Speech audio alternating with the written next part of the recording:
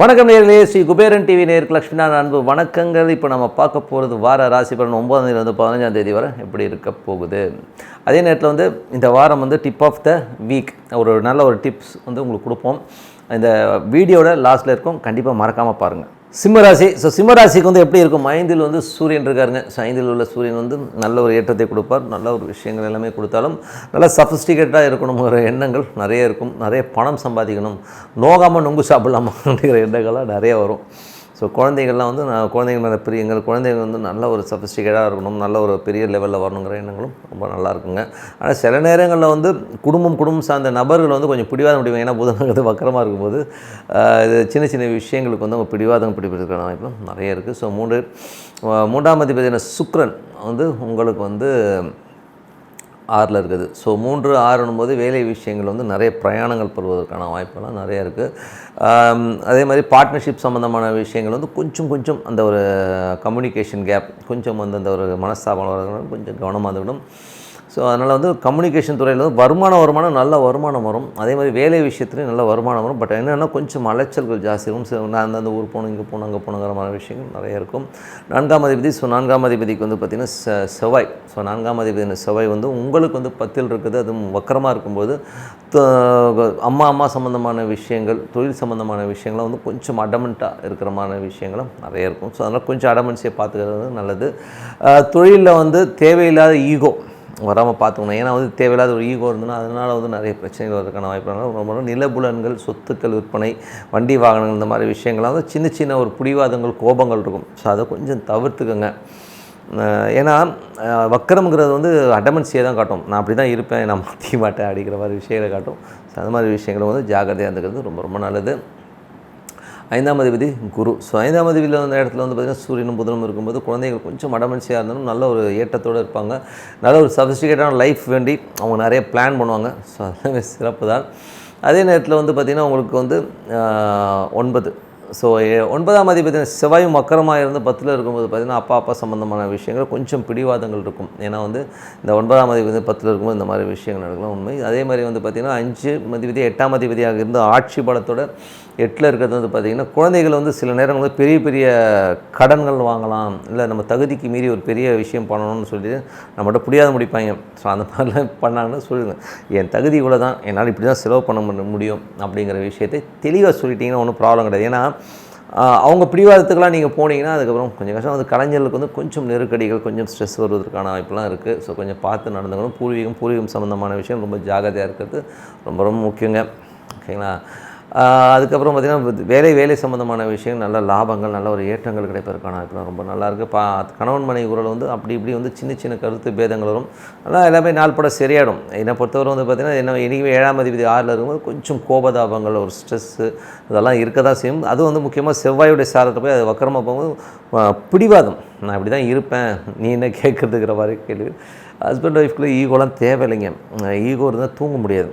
ஏன்னா நீ இப்படி பேசிட்டேன்னு சொல்கிறதுல என்ன கிடைக்க போகுது. நிறைய பேர் அந்த மாதிரி பார்த்துருக்கேன். நைட் 2 மணி வரலாம் சண்டை போடுறவங்களாம் பார்த்துருக்கேன். 2 மணி 3 மணி 4 மணி வரலாம் சண்டை போட்டு விடிய சொன்னேன். அடுத்த நாள் எப்படி அவன் வேலைக்கு போவான் ஏடா. ஸோ அந்த மாதிரி வந்து நம்ம வந்து ப்ராக்டிக்கல் டிஃபிகல்ட்டிஸ் பார்த்து நடந்துக்கிறது ரொம்ப நல்லது. ஏன்னா இதெல்லாம் வந்து ப்ராக்டிக்கலாக பார்க்கணுன்னா நிறைய விஷயங்கள் நம்ம வந்து பண்ணணும். ஓகேங்களா. இதில் வந்து என்னென்னா நம்ம வந்து எப்படி இருக்குங்கிறத முதல்ல நாமளே வந்து அனலைஸ் பண்ணிக்கிட்டோம்னாலே அடுத்த லெவல் போகிறதுக்கான வாய்ப்பு. அதனால் வந்து கணவன் மனைவி உறவை வந்து உட்காந்து பேசுங்க. கண்டிப்பாக ஈகோ கிளாஷஸ்லாம் வரும்.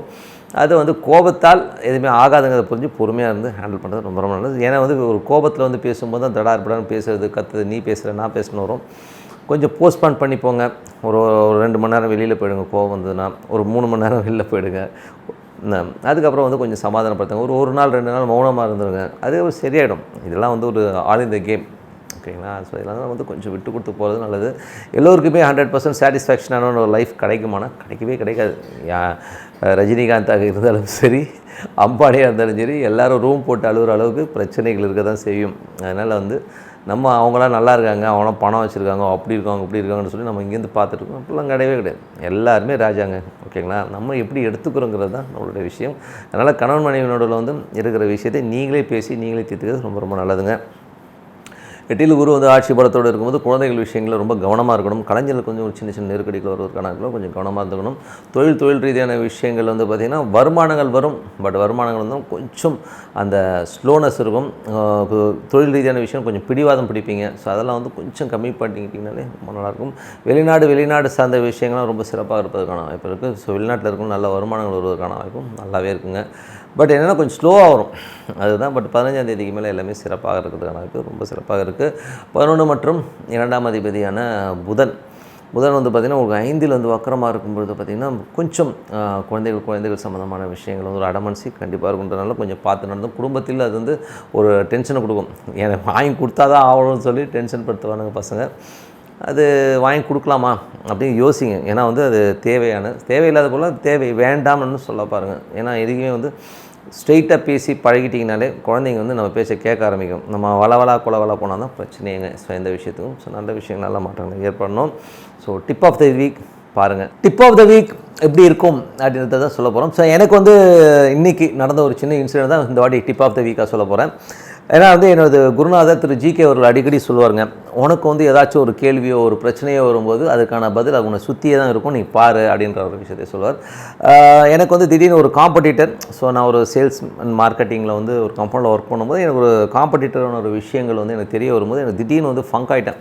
சரி என்னடா அது ஒரு காம்படிட்டர் ஆக்டிவிட்டி இந்த மாதிரி பண்ணுறாங்க, ஒரு மாதிரி ஸ்ட்ரெஸ்ஸாக இருக்கிற மாதிரி ஒரு ஃபீல். கண்டிப்பாக வந்து இதை எப்படி நம்ம எதிர்கொள்ள போகிறோம் அப்படிங்கிற ஒரு டென்ஷன் எனக்குள்ளே வைபாச்சுங்க. ஸோ என்னடா பண்ணுறது போது திடீர்னு வந்து மொபைலில் யூடியூப்பில் வந்து ஒரு ஸ்பீச் கவர்னர், நீங்கள் கவர்னர் பார்த்துருக்கேன், கவர்னர் உரையெல்லாம் நிறைய இருக்கும். ஸோ அவருடைய பொலிட்டிக்கல் எனக்கு பிடிக்காது, பட் அவர் சொல்கிற நிறைய விஷயங்கள் எனக்கு ரொம்ப பிடிக்கும். நீங்கள் உடனே வந்து நீங்கள் அதோட லிங்க் பண்ணிடாதீங்க, தலைவா நீ அந்த கட்சிக்கு எனக்கு சம்மந்தம் கிடையாது, கவர்னரோடைய ஒரு சில விஷயங்கள் நல்லாயிருக்கும். ஓகேங்களா, அதான் இப்போ சொல்லிடுறேன். ஏன்னா அவனா நீன்னு எனக்கு இழுத்துறக்கூடாது. ஓகேவா. ஸோ அவருடைய ஒரு ஸ்பீச் ஒன்று கேட்டேங்க, அது ரொம்ப நல்லா இருந்தது. அவர் என்ன பண்ணியிருந்தாருன்னா, அவங்க அப்பா, அவருக்கு வந்து ஒரு 10th ஸ்டாண்டர்ட் படிக்கிறாரு. அவங்க அப்பா வந்து ஒரு கோயிலில் போய் அழுது வேண்டிக்கிறார். என்ன வேண்டிக்கிறாருன்னா, அவங்க அக்காவுக்கு வந்து மேரேஜ் ஃபிக்ஸ் பண்ணிட்டாங்க, அதுக்கு ஒரு 3000 ரூபாய் பணம் தேவை. ஸோ இறைவா அந்த கல்யாணத்தை எப்படி இந்த ஒரு மாதம் 1.5 மாதத்துக்குள்ளே முடிச்சாகணும், நான் என்ன பண்ணுவேன்னு தெரியலன்னு சொல்லி ஒவ்வொன்று அழுதுருக்காரு. அப்போது வந்து இவர் பக்கத்தில் வந்து ஏன் பாலுவரேன்னா, இல்லைப்பா இது ஆண்டவன் தான் நமக்கு இது. ஏன்னா அவருக்கு வந்து கண்ணு தெரியாது, கவர்னருடைய தந்தைக்கு வந்து கண்ணு தெரியாது. ஆனால் அவங்களுடைய வருமானமே என்னென்னா, அவர் வந்து அஷ்டாவதானின்னு சொல்லுவாங்க, அஷ்டாவதானி தசாவதானின்னு சொல்லுவாங்க. ஸோ ஒரு இடத்துல உட்காந்துப்பாங்க, ஒரு நிகழ்ச்சி லைனாக ஒவ்வொரு வேலை நடக்கும், ஒரு மேடையில் உட்காந்துக்கிட்டு திடீர்னு ஒருத்தர் ஒரு குரலுக்கு கேட்பார், அந்த குரலுக்கான பதில் சொல்லுவாங்க, ஒரு கேள்வி கேட்பாங்க, அந்த கேள்விக்கான பதில் சொல்லுவாங்க, ஒருத்தர் வந்து மணி அடிப்பார். கடைசியில் எண்டில் வந்து எத்தனை வாட்டி மணி அடித்தாங்க, அந்த பையன் வந்து 15 வாட்டி மணி எடுத்தான், பின்னாடி ஒருத்தர் தொட்டுக்கிட்டே இருப்பார். இவர் வந்து 3 வாட்டி தொட்டார், இவர் வந்து 6 வாட்டி தும்முனார். இந்த மாதிரி எல்லா விஷயத்தையுமே கடைசியில் எண்டில் கொடுப்பாங்க. இதை வந்து ஒருத்தர் பேப்பரில் நோட் பண்ணி எல்லாம் கரெக்டானு பார்ப்பாங்க. அவ்வளோ பர்ஃபெக்டாக போனவங்க. அது அஷ்டாவதானி ஒரு ஷோவாகவே நடக்கும். ஸோ அது வந்து ரொம்ப பாப்புலர். இப்போது நடக்கலை. பட் ஆனால் இவரே வந்து கவர்னரே வந்து அது மாதிரி பண்ணுறாள் தான். பட் ரொம்ப சூப்பராக அவங்க அப்பா பண்ணுவார். இத்தனைக்கும் அவர் கண்ணு தெரியாது. ஸோ அவர் அழுகும்போது அவர் சொன்னாராம், இறைவன்ட்ட அழுது என்னப்பா கிடைக்க போகுது, இவர்கிட்ட போய் வேண்டிகிட்டு இருக்கேன்னு சொல்லிட்டு ஒரு கிண்டலாக சொன்னோன்னே, 3000 ரூபா பணம் தேவைடா, 3000 ரூபா பணம். அன்றைக்கி வந்து 3000ன்றது நான் சொல்கிறது வந்து ஒரு 60 ஆண்டுகளுக்கு முன்னாடி இருக்குன்னு வச்சுப்போமே, ஒரு 60 இயர்ஸ் பிஃபோர் வந்து 3000 காசுங்கிறது வந்து பார்த்திங்கன்னா பெரிய அமௌண்ட்டு. ஓகேங்களா, 3000 காசு இருந்தால் கல்யாணம் பண்ணிடலான்ட்டு இருந்தேன், பட் இந்த மாதிரி ஆயிடுச்சே அப்படின்னு வருத்தப்படும்போது, இல்லை நான் என்னப்பா அப்படின்னு, இல்லை ஈசனை வந்து தப்பாக நினைக்கக்கூடாதப்பா அப்படின்னு சொல்லிவிட்டு ஒரு பஸ்ஸில் ட்ராவல் பண்ணிக்கிட்டே போகிறாங்க. அப்போது ஒரு ஊர் வருது. ஸோ அந்த ஊர் வரும்போது இங்கே முருகன் இருப்பானே, முருகனை போய் கும்பிட்டுட்டு வருவோம் அப்படின்னு சொல்லிட்டு இறங்குறாரு. ஸோ இறங்கும்போது அங்கே ஒரு ஸ்கூல், அது வந்து தமிழ் கற்பிக்கிற ஒரு காலேஜ், ஸ்கூல் கூட காலேஜ் இது. ஸோ அந்த காலேஜில் போய்ட்டு சும்மா வாய்ப்பு கேட்போம் அப்படின்னு சொல்லிட்டு அங்கே போய் அந்த பிரின்ஸ்பாலை பார்த்து ஒரு வாய்ப்பு கேட்குறாரு. ஸோ இந்த மாதிரிங்க நான் என்ன பண்ணுறது, இந்த மாதிரி நான் அஷ்டாவதானி, நாங்கள் நிறைய விஷயங்கள் பண்ணுவோம், எங்களுக்கு ஒரு வாய்ப்பு கொடுங்க அப்படின்னு கேட்குறாங்க. அவர் சொன்னாராம், எங்களுக்கு ஒரு ஸ்டூடெண்ட்டுக்கிட்ட நான் பணம் கேட்க முடியாது, ஆனால் என்னுடைய தனிப்பட்ட காசுல நான் உங்களுக்கு ஒரு 10 ரூபா தான் கொடுக்க முடியும். ஸோ அப்படி 10 ரூபா வாங்கிட்டு நீங்கள் ப்ரோக்ராம் பண்ணுறதுனா பண்ணுங்கள், இல்லைன்னா விட்டுருங்க அப்படின்னு சொல்லியிருக்காங்க. இல்லைப்பா பரவாயில்ல நாங்கள் பண்ணுறோம் அப்படின்னு சொல்லிட்டு அவர் ஒத்துக்கிட்டு அந்த ப்ரோக்ராம் பண்ணுறாரு. பசங்களாம் நிறைய கேள்விகள் கேட்குறாங்க, சரமாரியான கேள்விகள், எல்லா கேள்விகளும் படார் நடிக்கிறார், இலக்கணம் சீரு அது இதுன்னு இவர் கண்ணு தெரியாதுன்னு அவ்வளோ அழகாக எடுக்கிற. அந்த ப்ரோக்ராம் எக்ஸ்ட்ராடனரியாக இருந்திருக்கு. ஸோ ப்ரோக்ராம் முடிஞ்சோடனே அந்த டேரக்டர் வந்து பேசும்போது சொன்னாராம், இவ்வளோ அருமையான ப்ரோக்ராம், இவ்வளோ விஷயங்களை இத்தனை மணி நேரம் உட்காந்து கொடுத்தாரு, பட் ஆனால் அவருக்கான சன்மானம்னு சொல்லி நான் கொடுக்குறது பற்றி இந்த 10 ரூபா தான் கொடுக்க முடிஞ்சுது. ஆனால் ப்ரோக்ராம் ரொம்ப எக்ஸ்ட்ராடனரி இருந்தது. மாணவர்களே, உங்களால் என்ன முடியுமோ பார்த்து அவருக்கு செய்யுங்க. உங்களுக்கு 1 மணி நேரம் வந்து டைம் கொடுக்குறோம். அதுவரை வந்து நான் அவருக்கு கூப்பிட்டு நான் டிஃபன்லாம் வாங்கி கொடுத்து டிஃபன்லாம் கொடுத்துட்டு அவங்க ஒரு அறையில் உட்கார வச்சு பேசிவிட்டு வந்து கொடுக்குறாங்க. அப்போ அவர் நன்றி உரை கொடுக்குறாரு. ஸோ நன்றி உரை கொடுக்கும்போது மாணவர்களே ஒரு 10 ரூபா வந்து பிரின்ஸிபால் கொடுக்குறேன்னாரு. ரொம்ப நன்றி, ஆனால் நீங்கள் கொடுத்தது 3100 அப்படின்னு சொல்லிட்டு சிரிச்சாராம். அப்போ பையனை பார்த்து சிரிச்சாராம், பார்த்தியா ஈஸ்வரங்கிட்ட வேணுன்னா கண்டிப்பாக கிடைக்கும் அப்படின்னு. ஸோ அதனால் வந்து வேண்டுதலுங்கிறது வந்து பார்த்திங்கன்னா நம்பிக்கைங்க. அந்த நம்பிக்கையோட அந்த வேண்டுதல் இருக்கணும். நம்மளுங்க அந்த மாதிரி வேண்டதே கிடையாது. வாரம் ஒன்று மாற்றிக்கிட்டே இருப்போம். போன வாரம் வேண்டுவா, இடி கூட வாழ்ட்டுவா, சாமிக்கிட்டே வந்து அக்ரிமெண்ட் போடுறவங்களாம் இருக்கிறான். நீ வந்துட்டா நான் உள்ள உங்கள் கோயிலுக்கே வரமாட்டேன்னு சொல்லுவோம். அந்த மாதிரிலாம் இல்லாமல் மனதார அந்த இறைவன் வந்து பற்றுதலோடு நீங்கள் வந்து லிங்க் ஆகிட்டீங்கன்னு வைங்களேன், அதுக்கப்புறம் உங்களை அசைக்கிறது யாருமே இல்லை. இது எனது அனுபவம் கூட. ஏன்னா வந்து இறைவன் வந்து என் கூட இருக்கும்போது நான் எதை பற்றியுமே கவலைப்படுறது கிடையாதுங்க. நாளைய பற்றின விஷயத்தை பற்றி கவலைப்படுறது கிடையாது. ஏன்னா நீங்கள் அந்த அளவுக்கு போகணும். அவர் கண்ணீர் விட்டு இது கேட்டார், எவ்வளோ 3000 ரூபா கேட்டார், 3100 அவருக்கு கிடைச்சதுங்க. எவ்வளோ பெரிய விஷயம் பாருங்கள். அதனால் வந்து நம்பிக்கையோடு இருங்க. நிறைய இன்சிடென்ட்ஸ் இருக்குது இந்த மாதிரி. அதனால் வந்து நம்பிக்கை ரொம்ப முக்கியம். அதனால் இறைவனடி நீங்கள் சேரணும். நிறைய பேர் சொல்லலாம் இறைவன் இல்லை, அவர் இல்லை, இவர் இல்லைன்னு. அதெல்லாம் கிடையவே கிடையாதுங்க. காலையில் ஒரு அமைதியாக சத்தம் இருக்கக்கூடாது. மெயினாக வந்து இந்த அங்கே டிவி ஓடிட்டுருக்கோம், இவன் கத்திக்கிட்டு இருப்பான், குழந்தை அழுதுட்டுருக்கோம், இது கிட்டத்தில் உட்காந்து நான் மெடிடேஷன் மட்டும்லாம் பண்ண முடியாது. சாந்தமாக அமைதியாக இருக்கிற நேரத்தில் உட்காந்து மெடிடேஷன் சாண்டிங் பண்ணுங்கள். இறைவனை நீங்கள் எந்த சாமியானா கும்பிடுங்க. ஹிந்து கடவுள் கூட இல்லை, ஜீசஸை கும்பிடு, அல்லாஹ் கும்பிடு, யாரை வேணால் கும்பிடுங்க. அதை பற்றி ஆனால் இறைவனை கும்பிடணும். ஓகேங்களா? அமைதியாக உட்காந்து பிரார்த்தனை பண்ணுங்க. ஓம்னு வச்சு அந்த ஈஸ்வரன் உள்ளே இறங்கணும். அந்த மாதிரி பிரார்த்தனை பண்ணி அப்படி ஒன்றும் போது ஒரு டைம் நீங்கள் லிங்க் ஆகிடுவீங்க. அதுக்கப்புறம் உங்கள் லைஃப் வந்து மேஜிக்காக மாறும். Mark my words. இது வந்து என் வாழ்க்கையில் நடந்து உங்கள் வாழ்க்கையில் நடக்கணுன்றதுக்காக இந்த இன்சிடென்ட்.